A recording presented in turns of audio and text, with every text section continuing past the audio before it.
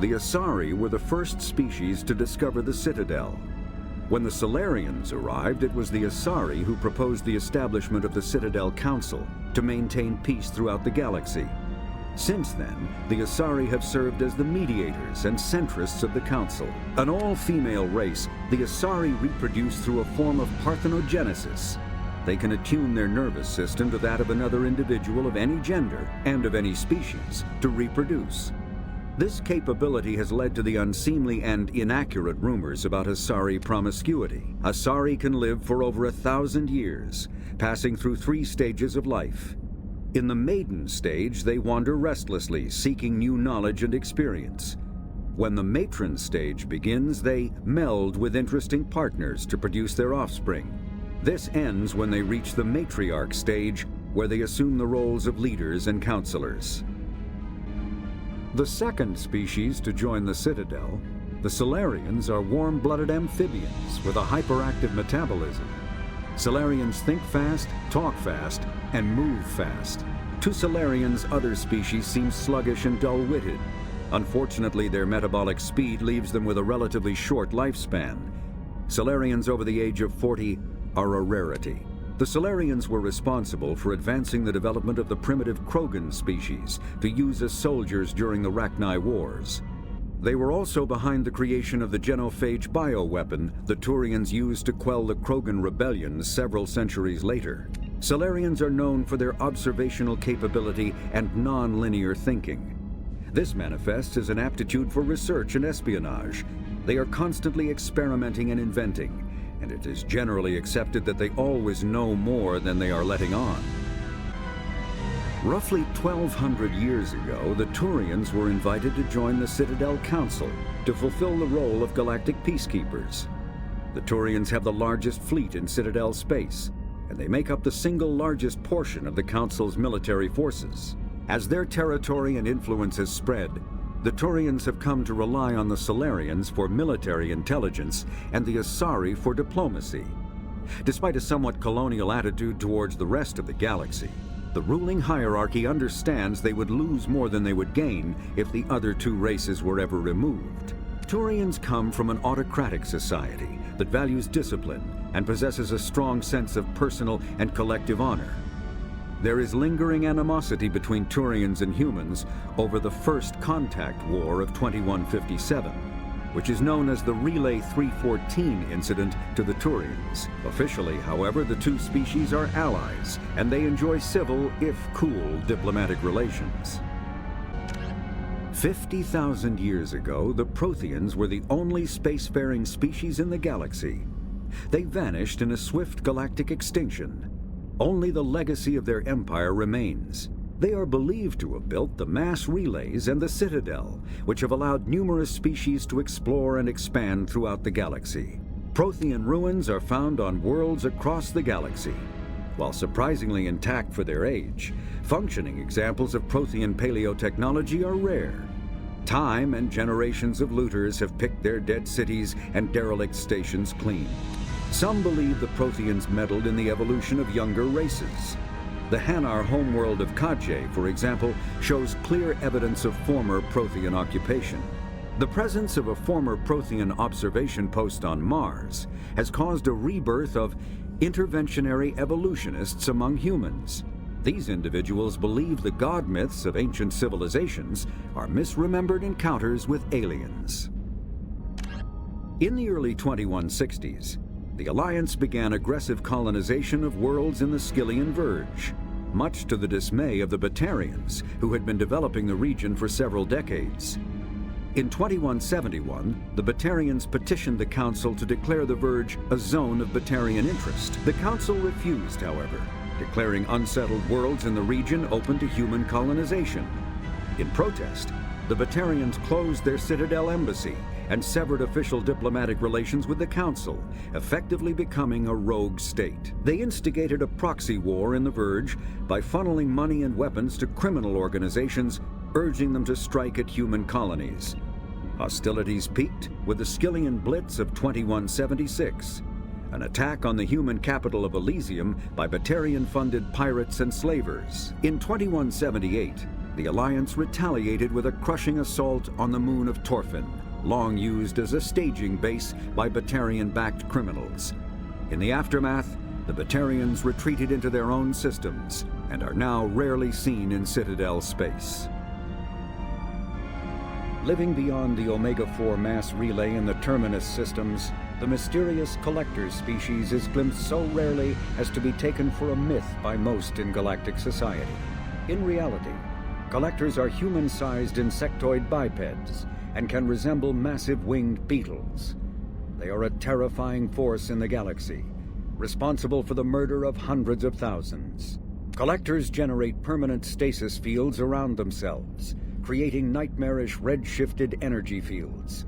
In battle, they hold position whenever possible, relying on their aggressive biotics and nearly limitless power. Several types of bipedal collectors have been identified, including minions, defenders, zealots, assassins, and artillery operators. Acting together, collectors have imprisoned entire cities in stasis. While no definite forensic accounting exists to explain the fate of those imprisoned, leading speculation is that victims are harvested for scientific experimentation and neurobiological repurposing. The Elcor are a Citadel species native to the high-gravity world Dacuna. They are massive creatures, standing on 4 muscular legs for increased stability. Elcor move slowly, an evolved response to an environment where a fall can be lethal. This has colored their psychology, making them deliberate and conservative. Elcor speech is ponderous and monotone. Among themselves, scent, slight movements, and subvocalized infrasound convey shades of meaning that make a human smile seem as subtle as a fireworks display. Since their subtlety can lead to misunderstandings with other species, the Elcor often go out of their way to clarify when they are being sarcastic, amused, or angry. Dacuna's high gravity impedes mountain formation. Most of the world consists of flat, open plains, which prehistoric Elcor wandered across in small family bands. Modern Elcor still prefer open sky and can become restless and uncomfortable on long starship journeys. The Geth are a humanoid race of networked AIs. They were created by the Quarians 300 years ago as tools of labor and war. When the Geth showed signs of self-evolution, the Quarians attempted to exterminate them. The Geth won the resulting war. This example has led to legal, systematic repression of artificial intelligences in galactic society. The Geth possess a unique distributed intelligence. An individual has rudimentary animal instincts, but as their numbers and proximity increase, the apparent intelligence of each individual improves. In groups, they can reason, analyze situations, and use tactics, as well as any organic race. Geth space is located at the trailing end of the Perseus Arm, beyond the lawless Terminus systems. The Perseus Veil, an obscuring dark nebula of opaque gas and dust, lies between their space and the Terminus systems. The Hanar are a Citadel species known for excessive politeness. They speak with scrupulous precision and take offense at improper language. Hanar that expect to deal with other species take special courses to help them unlearn their tendency to take offense at improper speech. All Hanar have 2 names. The face name is known to the world. The soul name is kept for use among close friends and relations. Hanar never refer to themselves in the first person in conversation with someone they know on a face name basis. To do so is considered egotistical, so instead they refer to themselves as this one, or the impersonal it. Their homeworld, Kajay, has 90% ocean cover and orbits an energetic white star, resulting in a permanent blanket of cloud. Due to the presence of Prothean ruins on the world, many Hanar worship them, and Hanar myths often speak of an elder race that civilized them by teaching them language. The Krogan evolved in a hostile and vicious environment. Until the invention of gunpowder weapons, eaten by predators was still the #1 cause of Krogan fatalities. Afterwards, it was death by gunshot. When the Solarians discovered them, the Krogan were a brutal, primitive species, struggling to survive a self-inflicted nuclear winter. The Solarians culturally uplifted them, teaching them to use and build modern technology so they could serve as soldiers in the Rachni War. Liberated from the harsh conditions of their homeworld, the quick-breeding Krogan experienced an unprecedented population explosion. They began to colonize nearby worlds. Even though these worlds were already inhabited, the Krogan rebellions lasted nearly a century, only ending when the Turians unleashed the Genophage, a Solarian-developed bioweapon that crushed all Krogan resistance. The Genophage makes only 1 in 1,000 pregnancies viable, and today the Krogan are a slowly dying breed. Hovering tanks resembling a cross between an octopus and a giant crab, Praetorians are well-armored killing machines of mysterious origin. Praetorians employ redundant systems from the multiple humans encased within them. Armed with eye-mounted particle beams and capable of attacks at close range, they teleport to evade attack while regenerating their shields. Within hours after death, the organic components of Praetorian corpses disintegrate into a denatured pus, while their mechanisms turn to ash. One specimen, autopsied within minutes of death, reveals a clue. Nanomachines may disintegrate the Praetorians' organic and mechanical components before self-destructing. If correct, this self-rendering hypothesis could account for 3 documented cases of dead Praetorians apparently releasing or becoming clouds of neurotoxic gases, causing suffocating paralysis and nearly instant death. In one remote facility, 17 soldiers died from gas inhalation while assessing the Praetorian. Any personnel in the vicinity of dead Praetorians are urged to protect themselves with breathing apparatus.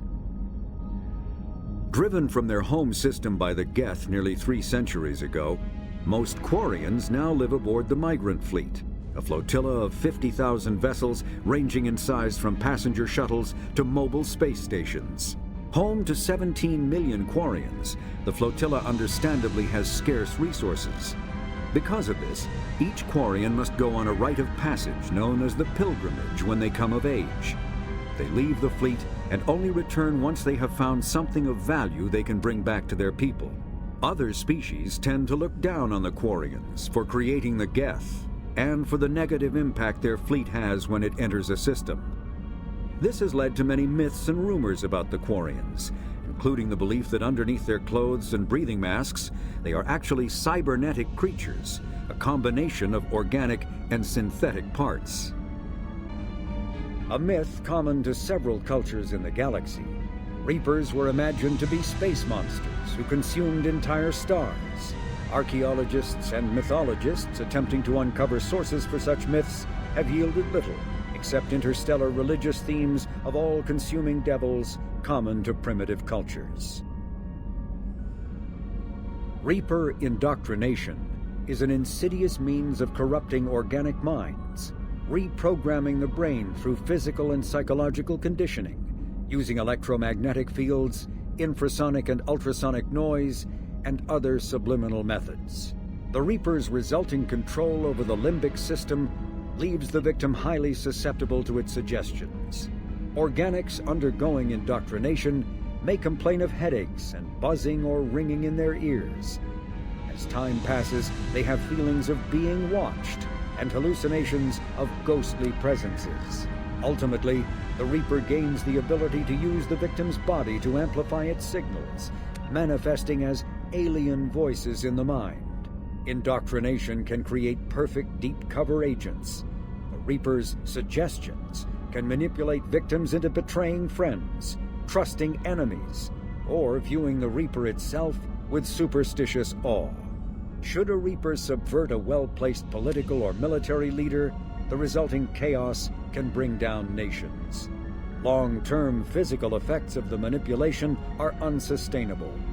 Higher mental functioning decays, ultimately leaving the victim a gibbering animal. Rapid indoctrination is possible, but causes this decay in days or weeks. Slow, patient indoctrination allows the thrall to last for months or years. The flagship of the rogue ex-Spectre, Saren Arterius, Sovereign is a devastating dreadnought of unprecedented power. At 2 kilometers long, Sovereign was believed to have been powered by a gigantic Element Zero core, the only energy source potent enough to land the massive vessel on a planet. During the Eden Prime War, the ship unleashed its peerless destructive force against which Citadel Council ships were defenseless. With a virtually indestructible flagship and a crew of fanatic Geth and Krogan, Saren nearly succeeded in wiping out all his enemies. Only the resourcefulness and bravery of the commander and crew of the SSV Normandy stopped him. The overwhelming power of Sovereign ignited bizarre speculation in tabloid media that the vessel was sent by extragalactic invaders, or was, despite indeterminate photographic evidence at best, a single giant robot. Some sources even claimed that Sovereign was alive. Such conjecture, however baseless, remains to this day. The Volus are a member species of the Citadel with their own embassy, but they are also a client race of the Turians. Centuries ago, they were voluntarily absorbed into the hierarchy, effectively trading their mercantile prowess for Turian military protection. Erun, their homeworld, lies far beyond the normal life zone of its star. However, the world has a high-pressure greenhouse atmosphere that traps enough heat to support an ammonia-based biochemistry. As a result, the Volus must wear pressure suits and breathers when dealing with other species, as conventional nitrogen-oxygen-air mixtures are poisonous to them, and in the low-pressure atmospheres tolerable to most species, their flesh will actually split open. Volus culture is tribal, bartering lands and even people to gain status. This culture of exchange inclines them to economic pursuits. It was the Volus who authored the Unified Banking Act, and they continue to monitor and balance the Citadel economy. Although they resemble a mammal-reptile cross, the Vorcha have no terrestrial analog. They are humanoid in form, but Vorcha have clusters of non-differentiated neoblast cells, like those of Earth's planarian worms. Damaged Vorcha cells mature into specialized structures to alleviate injury or stress. Transformations include thicker skin following injury, lung adaptation for barely breathable atmospheres, and stronger cardioskeletal muscle under high gravity. Skull capacity and brain size do not change, and Vorcha rarely make more than one somatic overhaul. Vorcha assault each other frequently, causing their young to gain strength, intelligence, and resilience. As a result, Vorcha see inflicting and receiving pain as normal communication. Few Vorcha study professions, in part because their average life expectancy is only 20 years. Because Vorcha can eat and breathe nearly anything, they can live almost anywhere. But racism prevents them from integrating into most societies that dismiss them as vermin. They have few employment options beyond Krogan mercenary bands. The Citadel is an ancient deep space station, presumably constructed by the Protheans. Since the Prothean extinction, numerous species have come to call the Citadel home. It serves as the political, cultural, and financial capital of the galactic community. To represent their interests, most species maintain embassies on the Presidium, the Citadel's inner ring. The Citadel Tower in the center of the Presidium holds the Citadel Council chambers. Council affairs often have far-reaching effects on the rest of the galactic community. 5 arms, known as the wards, extend from the Presidium. Their inner surfaces have been built into cities, populated by millions of inhabitants from across the galaxy. The Citadel is virtually indestructible. If attacked, the station can close its arms to form a solid, impregnable shell. For as long as the station has existed, an enigmatic race called the Keepers has maintained it. Spectres are agents from the Office of Special Tactics and Reconnaissance, and answer only to the Citadel Council. They are elite military operatives, granted the authority to deal with threats to peace and stability in whatever way they deem necessary. They operate independently or in groups of 2 or 3. Some are empathetic peacekeepers, resolving disputes through diplomacy. Others are cold-blooded assassins, ruthlessly dispatching problem individuals. All get the job done one way or another. often operating outside the bounds of galactic law. The Spectres were founded after the Solarians joined the Council. For many years, they operated in secrecy as backroom problem solvers. Only after the Krogan rebellions did their activities become publicized. Assignment of a Spectre is less contentious than a military deployment, but makes it clear that the Council is concerned about a situation. A political economic pact for collective colonial security, the Alliance is the central galactic institution of human society. The Alliance gained associate membership to the Citadel Council in 2165 and full membership in 2183, with Ambassador David Anderson representing humanity. Human political economic relationships vary between combative and lucrative. The Turians, who'd fought humans during the 2157 First Contact War, have become valuable trade partners, despite residual social hostility. Other relationships are even more complicated. The rapid rise of human political influence on the Council, achieving in decades what others waited or are still waiting centuries to acquire, has galvanized suspicion and resentment against humanity. That negativity is vastly outweighed by the respect and trust humanity earned by saving the Council during the 2183 attack on the Citadel, at the cost of Alliance cruisers Cairo, Cape Town, Emden, Jakarta, Madrid, Seoul, Shenyang, and Warsaw, and their 2,400 crew.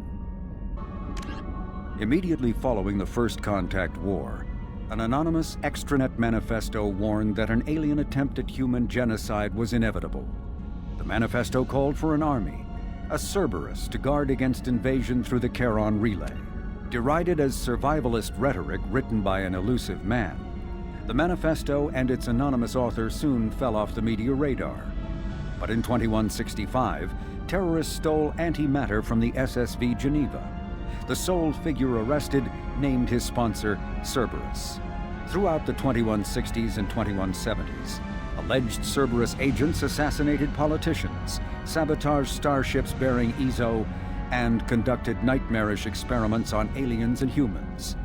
Denounced as human supremacist, Cerberus calls itself human survivalist. Counter-terror experts speculate Cerberus may have changed leadership with its recent shift to stockpiling ships, agents, and weapons. Whether he, she, or they, the elusive man hides his finances hidden behind shell companies. Few doubt he will kill anyone attempting to expose him. The reclusive tycoon calling himself the elusive man is a human nationalist focused on advancing human interests, whatever the cost to non-humans. The Citadel Council regards him as a fanatic, posing a serious threat to galactic security. A mysterious maverick, to say the least, the elusive man heads the Cerberus network. Dubbed the Elusive Empire by investigators, Cerberus is an allegedly untraceable syndicate of private intelligence agencies, biotics laboratories, engineering and scientific research teams, and lucrative front companies. Branded a terrorist and seditionist organization by authorities, Cerberus is the only human power base other than the Terra Firma Party, strong enough to embarrass, if not threaten, the Council and its human representatives. Founded by notorious Batarian slaver Solum Dalsera, the Blue Suns began as a Skillian Verge protection racket, providing genuine protection from slavers and pirates. Eventually captured by the Systems Alliance Navy, Dalsera beat almost 24 charges to be convicted on a single count of conspiracy. The slaver benefited from the tutelage of cellmate and brilliant con artist Bernard Legit's Ledger. Upon release 5 years later, Dalsera incorporated Blue Suns as a legal security agency. Today, the Blue Suns boast a galaxy-wide force of Batarians, Turians, humans, and Krogan. Each deployment is backed by a logistics corps, selling everything from heavy weapons to shaving cream. Despite claims that Blue Suns sells its captives as slaves, no Blue Suns employee has ever been convicted on such charges. Many Blue Suns members sport the company logo in tattoo form, removed during assignments and reapplied at mission end. Brainchild of Asari Commando Jonas Sideris, Eclipse was incorporated as a proactive security company. Influenced by Asari and Solarian military doctrine, Eclipse specializes in sabotage, assassination, and personal and organizational security. Although Citadel governments regard the corporation with suspicion, it's embraced in the Skillian Verge and Terminus systems. Early on, Sideris sought government contracts to establish market share against the better-established Blue Suns. Her agency scored a galactic PR coup by retaking several space stations captured by the Anher People's Liberation Army and neutralizing its leaders, a victory Eclipse's marketing department never ceases trumpeting. Based on Omega Station, Eclipse controls nearly 20% of the asteroid's real estate. Its services range from mech repair to open warfare, although assassination is reserved for meeting wider, longer-term company goals. For instance, preemptive strikes against pirates rather than murdering spouses for insurance money. Despite numerous reports, Eclipse denies sabotaging or kidnapping business rivals. Originally a small Terminus Systems Vorcha gang, the Blood Pack was transformed into a legion by visionary Krogan battlemaster Gunnar Rang. Exiled for striking a female in anger, Rang obsessed over reclaiming his lost status. Leading the Vorcha Pack as a pirate crew, Rang cultivated recruits and infamy for a decade before incorporating his fighters as a security company across the Skillian Verge. His notoriety ensured his initial public offering for investors made him rich beyond most Krogans' dreams. Rang returned triumphantly to his clan, rallying elders, Krogan hordes, and their firepower and biotic support toward professional violence in the Terminus systems. Banned from Citadel space, the Blood Pack bribes its way through spaceports into armed conflicts across the galaxy. Priding themselves for accepting otherwise untouchable contracts, the Blood Pack rejects bodyguarding and security in favor of cases requiring minimal oversight and maximal violence. Humans detected Aiea as an Earth-type world via telemetry in 2165. After probe surveys indicated life, lush vegetation, ample fresh water, and breathable air, the Alliance upgraded the planet to a garden world colonization priority.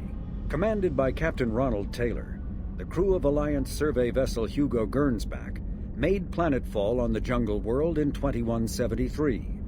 Soon after, ship transmissions inexplicably stopped. While the precise fate of the Hugo Gernsback command and crew is unknown, they are presumed killed in action and their vessel destroyed. Freedom's Progress colony was once a typical Alliance settlement, but following complete communications blackout and its apparent destruction, is now a lightning rod for anxiety and dread in the galactic human community. The communications blackout followed an upgrade of the colony's small military force, supplemented by mechs and security drones, with high-powered, tower-mounted Guardian lasers. Colonists complained about construction cost overruns, delays, noise, and damage to the local environment. They also feared the defense array could be seen as provocative to their world's neighbors. Such fears may not have been baseless. Authorities have still offered no explanation for the communications blackout, fueling rumors of plagues, natural disasters, or a cult-inspired mass suicide. Located in strategically insignificant space, Freedom's Progress colony had once offered residents spectacular rainbows, lush marshlands, and stunning mountain ranges. Its potential as an agricultural settlement and tourism wonderland rivaled that of any Alliance colony. Before the Geth Revolt 300 years ago, the Quarians colonized Haestrom to study the mysterious instability of its sun, which threatened premature eruption into a red giant. As a scientific outpost of minimal military value, Haestrom was ill-equipped to repel Geth forces during the insurrection and fell quickly under their control. Captured Geth planetary survey data indicates that despite sustaining damage during the war, Haestrom's architecture remains as it was 300 years ago, preserving a Quarian architectural style that no longer exists anywhere else in the galaxy. Because Haestrom's sun has overwhelmed the planet's protective magnetosphere, humans foolhardy enough to venture into Geth-controlled Haestrom must exercise extreme caution. Minutes of radiation exposure will overload shields, and hours of exposure will kill. Furthermore, solar output renders surface-to-orbit communication nearly impossible. A typical terminus colony possessing minimal tourist value, Horizon promises substantial economic opportunity, especially in providing new products for humans and supplying the Turian hierarchy. Surveyed 18 years ago, Horizon received pilot habitation 4 years later. The colony proper is now 8 years old. Blessed with verdant forests and abundant fresh water, Horizon maintains a colonial culture that thrives as a refuge from the increasing restrictions of Citadel-governed society. Horizon has attracted numerous dissidents, marginal people, and fringe dwellers from across Alliance space. A regional hub of Asari commerce awash in riches, Ilium is infamous for its abusive labor practices and legalization of nearly everything except murder. As such, Ilium is the preferred production site for weapons and pharmaceuticals that would be illegal nearly everywhere else, made even more lucrative by legal indentured servitude. Among the biotics-related pharmaceutical producers is the Dantius Corporation, a rising star in galactic commerce. Despite the dangers of its products, Ilium is renowned for glamour, luxury, and safety, provided by near-total surveillance, making it a favored tourist destination. Countless celebrities maintain palatial estates on Ilium and in its capital Nos Astra. The sole obstacle to business on Ilium is its extensive bureaucracy, tolerated only for its provision of security. Regardless of the character of its economy, Ilium's self-congratulatory media exalts its own society with the provincial arrogance of new money, glorifying in sexiest CEOs and 10 richest residents lists. Known as the Starcraft Cemetery, Corliss was the regional toxic junkyard for centuries. Ships reaching astronautical near-death at connecting mass relays were sent to Corliss, stripped of every useful component, then dumped planetward to clear shipping lanes. Currently, Corliss hosts numerous merc factions, such as the Blue Suns, rumored to be using downed ship fossils to test advanced munitions. Massive gun batteries threaten anyone attempting planetfall, with minimal defenses against ground attack. Because ancient volcanism greenhoused the planet, Corliss was too hot and CO2 rich to develop a biosphere, despite the abundant lakes that could have sponsored the development of life. Now cool enough for protected habitation, but too scorching for anyone but extremophiles and mercenaries seeking secrecy, Corliss supports numerous Krogan outposts. The Krogan have therefore seeded Corliss with hardy Varen, often kept as warhounds. Varen live primarily on a diet of geophagous vermin and each other. Originally an asteroid rich in element 0, Omega was briefly mined by the Protheans, who eventually abandoned it due to its thick, impenetrable crust. Thousands of years later, nature did what even the Protheans could not. A collision with another asteroid broke Omega in half, exposing its trove of element 0 for easy mining. A rush ensued as corporations and private individuals tried to strike it rich on Omega, and thieves and outlaws followed in their wake. As space became tight, construction of processing facilities extended vertically from the asteroid, creating Omega's jellyfish-like silhouette. To prevent future collisions, the station is ringed with enormous mass-effect field generators that redirect incoming debris. Today, Omega is a major hub of narcotics, weapons, and EZO trafficking, without even a pretense of civilian government or military control. Only mercenary groups have been able to instill a limited order. The most ruthless is an Asari syndicate run by the notorious Arya T'Loak. Choked by the hypergrowth of non-native plant species, Pragia serves as a galactic reminder about the imperative for careful regulation during colonization. 2 centuries ago, Batarian agribusiness chose uninhabited Pragia as their empire's breadbasket. Colonization authorities introduced non-native, industrially mutated plants that flourished in the world's fertile volcanic soil. Synergizing with Pragia's natural geothermal conditions and chemotropic microbes, the imported species soon became a nightmare, Mutant strains of poisonous and even carnivorous plants arose, overgrowing colonies in days instead of years, and causing the Batarians to abandon their holdings. Because the planet's small animal population is insufficient to check its plant growth, Alliance ecologists predict soil exhaustion in 400 years. Due to its relative isolation and lack of population, Pragia has become a regional haven for drug runners, weapons smugglers, pirates, mercenaries, terrorists, and intelligence agents seeking secrecy. The Drell homeworld of Rakana once teemed with life, its arid plains home to spectacular insect and reptile analogs. But the Drell took to industrialization early and did not realize the extent of the environmental damage they caused until it was too late. With their topsoil depleted and oceans too acidic to sustain life, the Drell were situated for a massive population crash by 2025 CE. It was then the Hanar stepped in, mounting a large-scale rescue operation to bring Drell to the Hanar homeworld, Kajay. As wars erupted over what resources remained on Rakana and billions began to die, approximately 375,000 Drell escaped in the Exodus. To repay their debt, the Drell entered into an agreement with the Hanar. Called the Compact, it states that the Drell would assist the Hanar with tasks the Hanar cannot physically perform. Today, high-ranking Hanar are frequently inseparable from their Drell attendants. As vast in natural beauty as it is in threat, the purple and gold nebula called the Perseus Veil forms the natural border between Geth space and the Terminus systems. The Veil's total opacity prevents Council intelligence from surveying Geth activity. Theoretically, the Geth could be preparing a devastating attack against which the Council could be defenseless, or the Geth could have died out, so that the defense budget against them could be gaining the Alliance nothing but economic ruination. Despite fears of Geth, prospectors do occasionally mount salvage ventures inside the Veil. One ended in tragedy. Using technomental domination, the Geth drew the team into the Veil before aiming them back as husks at the organic society that produced them.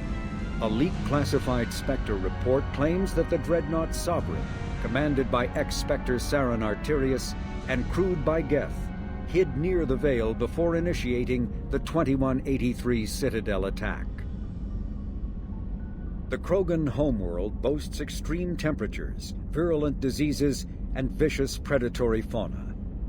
Around 1900 BCE, the Krogan discovered atomic power and promptly instigated many intraplanetary wars, sending Tuchanka into a nuclear winter. With most of their industrial base destroyed, the Krogan entered a new Dark Age, and warring tribal bands dominated. Populations remained low for the next 2,000 years. First contact with the Solarians made resurgence possible. Krogan brought to less hostile planets bred exponentially and returned to reconquer their home. They built vast underground shelters to shield themselves from surface radiation, which proved prescient during the Krogan rebellions, when many of them isolated themselves in a vain attempt to avoid the genophage. Convinced they could outbreed the genophage, they transmitted it into more than 90% of the sealed bunkers. Today, Tuchanka's population is sharply limited, and while individual Krogan are long-lived, the genophage ensures few replacements. Asari-made Solaris armor can resist even the tremendous heat and kinetic energy of starship weapons. The armor is nearly unsurpassed in strength because its central material, carbon nanotube sheets woven with diamond chemical vapor deposition, are crushed by mass effect fields into super-dense layers able to withstand extreme temperatures. That process also compensates for diamond's brittleness. Diamond armor itself has two limiting disadvantages. First, while nanotubes and CVD diamond construction has become cheaper in recent years, it remains prohibitively expensive to coat starships or aircraft larger than fighters in Solaris material. Second, the armor must be attached to the ship's superstructure, so shock waves from massive firepower can still destroy the metals beneath the armor itself. A popular misconception holds that the diamond composition of Solaris armor gives it its sparkle. In fact, Atmospheric nitrogen impurities during the superhot forging process give the armor its metallic gray or yellow sheen. Cyclonic barrier technology, CBT, attempts to solve the higher-end limitations of traditional kinetic barriers. Traditional barriers cannot block high-level kinetic energy such as disruptor torpedoes because torpedo mass effect fields add mass. The CBT violently slaps aside rather than halting incoming linear force. By rotationally firing their mass effect field projectors, ships create rapidly oscillating kinetic barriers instead of static ones. Shooting through the CBT is like trying to shoot at a target inside a spinning ball. Significant drawbacks to current CBT configuration prevent its use on anything other than frigates and fighters. Its many high-frequency sensors and emitters require frequent maintenance and replacement. A partially damaged CBT can endanger its operator, who is surrounded by rotating mass effect fields skewing in unpredictable directions. However, if an emitter is damaged, the CBT becomes a traditional shield array, making it effective during opening volleys. The Systems Alliance space vehicle Normandy is a prototype starship created as a joint human and Turian venture. A frigate optimized for reconnaissance missions, the vessel uses state-of-the-art stealth technology. Most ships generate tremendous heat that is easily detectable against the absolute zero background of space. The Normandy, however, temporarily sinks this heat within its hull. Because of exterior hull refrigeration, the ship can travel undetected for hours, or drift passively for days of covert observation. That heat sinking carries the risk of cooking the crew alive if the stored heat is not eventually radiated. Also contributing to stealth is the Normandy's revolutionary Tantalus drive, a mass effect core double the standard size. The Tantalus generates mass concentrations that the Normandy falls into, allowing it to move without the use of heat-emitting thrusters.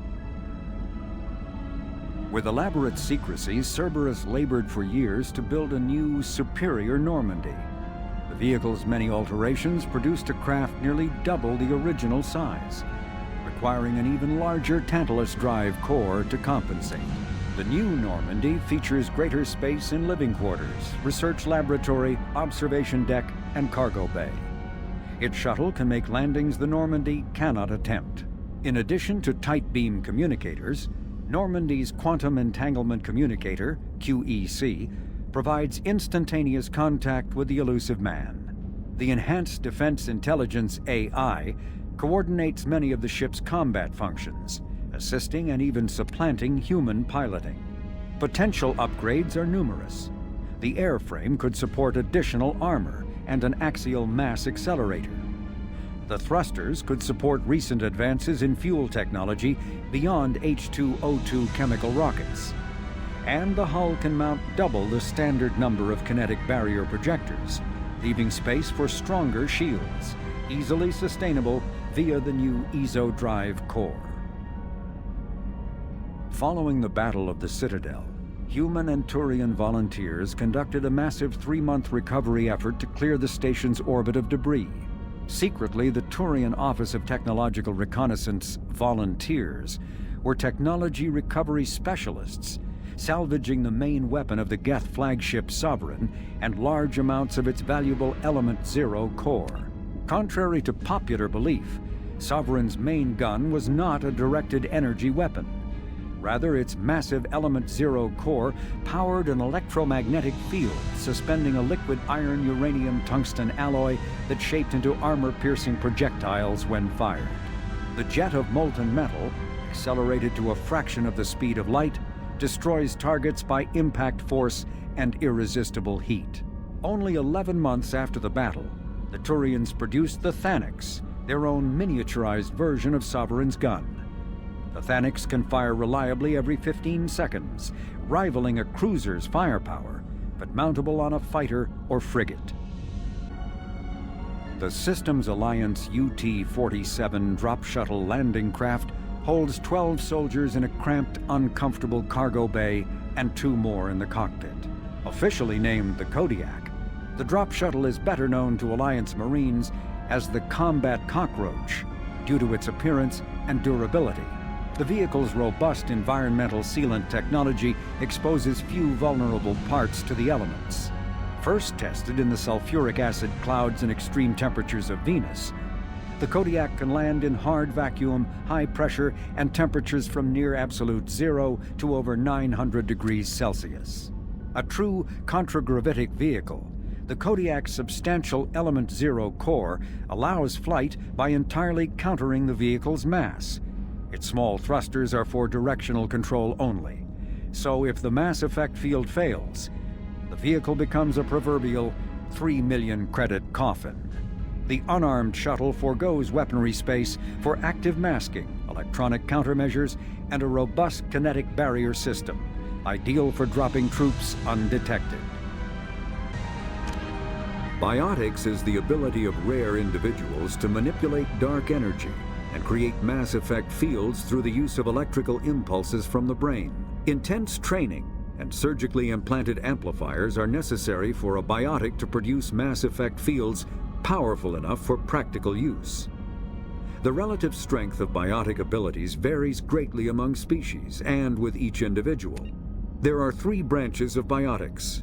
Telekinesis uses mass-lowering fields to levitate or impel objects. Mass-raising kinetic fields are used to block or pin objects. Spatial distortion uses rapidly shifting mass fields to shred objects. Most organic species are capable of developing biotic abilities, though there are risks involved. Biotics are the result of an in utero exposure to Element Zero. This usually causes fatal cancers in the victim, but in rare cases, it coalesces into nodules within the fetus's developing nervous system. When subjected to an electrical current, the rare material dubbed Element Zero, or EZO, emits a dark energy field that raises or lowers the mass of all objects within it. This mass effect is used in countless ways, from generating artificial gravity to manufacturing high-strength construction materials. It is most prominently used to enable faster-than-light space travel. EZO is generated when solid matter, such as a planet, is affected by the energy of a star going supernova. The material is common in the asteroid debris that orbits neutron stars and pulsars. These are dangerous places to mine, requiring extensive use of robotics, telepresence, and shielding to survive the incredible radiation from the dead star. Only a few major corporations can afford the setup costs required to work these primary sources. Humanity discovered refined Element Zero at the Prothean Research Station on Mars, allowing them to create mass effect fields and develop FTL travel.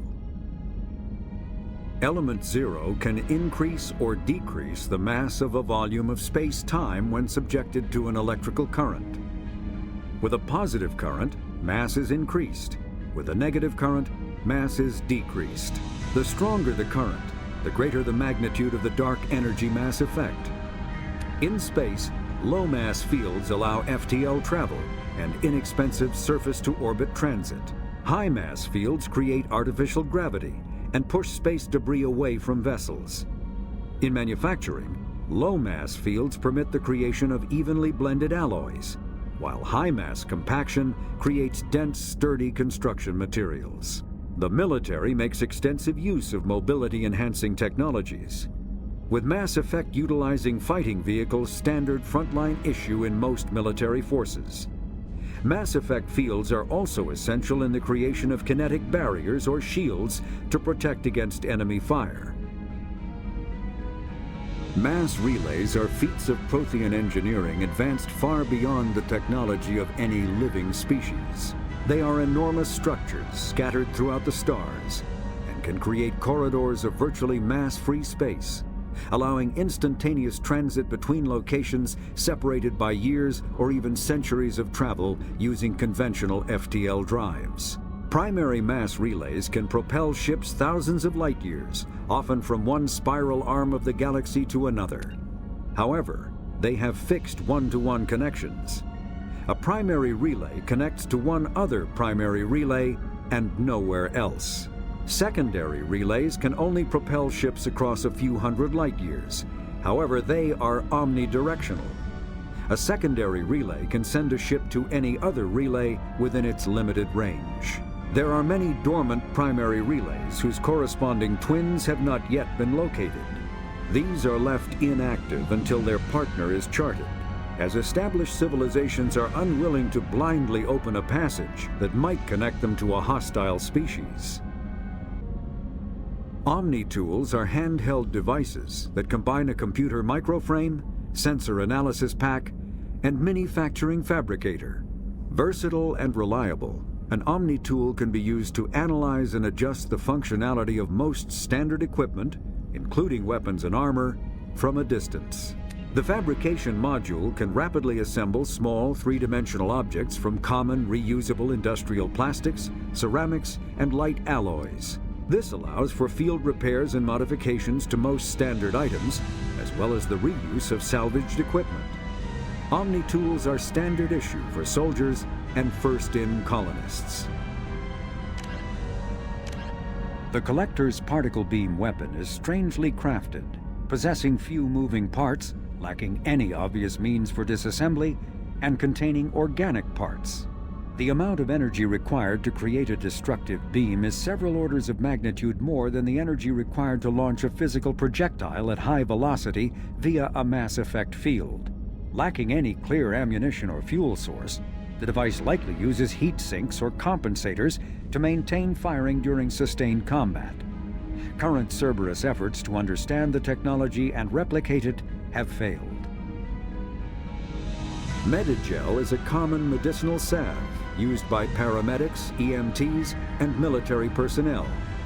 It combines several useful applications: a local anesthetic, disinfectant, and clotting agent all in one. Once applied, the gel is designed to grip tight to flesh until subjected to a frequency of ultrasound. It is sealable against liquids, most notably blood, as well as contaminants and gases. The gel is a genetically engineered bioplasm created by the CERTA Foundation, a medical technology megacorp based on Earth. Technically, Medigel violates Council laws against genetic engineering, but to date, it has proved far too useful to ban.